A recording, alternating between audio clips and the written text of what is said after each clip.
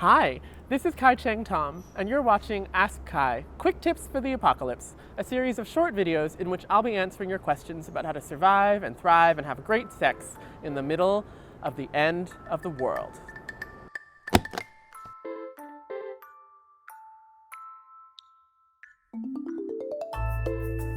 So today's question is, ever since the pandemic started, my partner and I have not been having sex. No sex. It just feels like we can't, or we don't want to.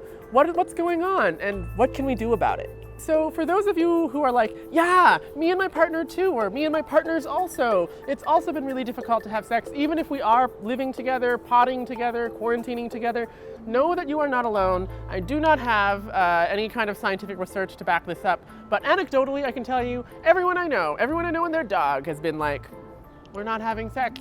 This is really interesting, of course, because we could anticipate that from partnerships where folks were like, we're not able to get together because of the pandemic, but I'm actually hearing it mostly from folks who are living together. In my head, I'm kind of calling it like coronavirus bed death, you know, and I do not know why it is happening, but if I had to speculate, I would guess that it has something to do with like the demystifying effect of being up close and personal with folks, sometimes in like a, let's say, one bedroom or bachelor studio. Stuff like that is just, it removes the mystery from another person. So what we know about sex, or like rather what sexual experts have theorized, is that most forms of erotic spark, like that kind of like sexual excitement that we get, come from novelty, right? Like that's partly evolutionary, it's partly psychological and cultural, but it's like that feeling of excitement of like, oh, I'm about to jump into an adventure and start something new. And when you're with a long-term partner, that gets kind of difficult in any case. I really recommend reading Esther Perel's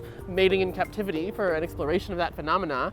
But like now we're living together, sometimes 24/7, like maybe you know how often your partner goes to the bathroom now, which you never knew before. Maybe you know what your partner sounds like when they go to the bathroom, and for most people that is just not sexy. For some people, of course, it's very sexy, but for lots of us it's not. And all these other kinds of forms of mundane day-to-day intimacy actually remove eroticism. We tend to equate intimacy with eroticism, but actually, most forms of intimacy might be antithetical to eroticism because they remove that spark. They make the other person a known quantity, which for a lot of us is less exciting. So then the question becomes, how do we rediscover that sense of excitement, of mystery? How do we bring back the erotic spark to a romantic partnership where, you know, you're kind of forced into close living quarters 24 hours a day? So one thing I want to say is like, don't force it. Like if you're actually like, well, we're not having sex, but it's not a problem, I wouldn't say to problematize it. You can kind of just enjoy all the other kinds of intimacy that you're being forced into having as a result of the pandemic. But if you and your partner really do want to get your erotic spark back and you just don't know how, I would say consider the following. So you know how everyone says when you're in a sexual rut, like try role playing or like put on a costume or something. So I think what they mean is make things novel once again. Do something that is different. I would say actually it's a little bit counterintuitive. You might want to schedule time for this. Like set aside an afternoon or like a weekend day that's like your couple day or your partnership day, your sex day. You know, you can each come up with plans that are erotically exciting, but also I would suggest like kind of low key. The more pressure we put onto an erotic plan that is also new, the more likely we are to set up our partners for kind of failure and to make them feel like they're disappointing us.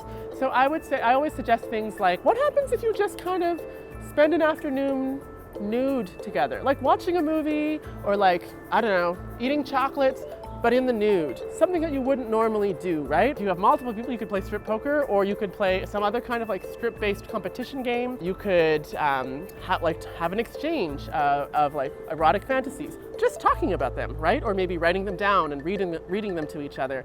Watching porn together, if you don't already normally do that. Also timing sex. So science shows us that we actually can access erotic moods more easily when we are physically stimulated in non-sexual ways. So what that means is like actually planning to have sex after exercise, or timing it so that you like go on a walk with your partner, or like explore a local park or like nature reserve and then come back and have sex. Like things like that get the blood flowing, that get the heart pumping, are actually all great for arousal.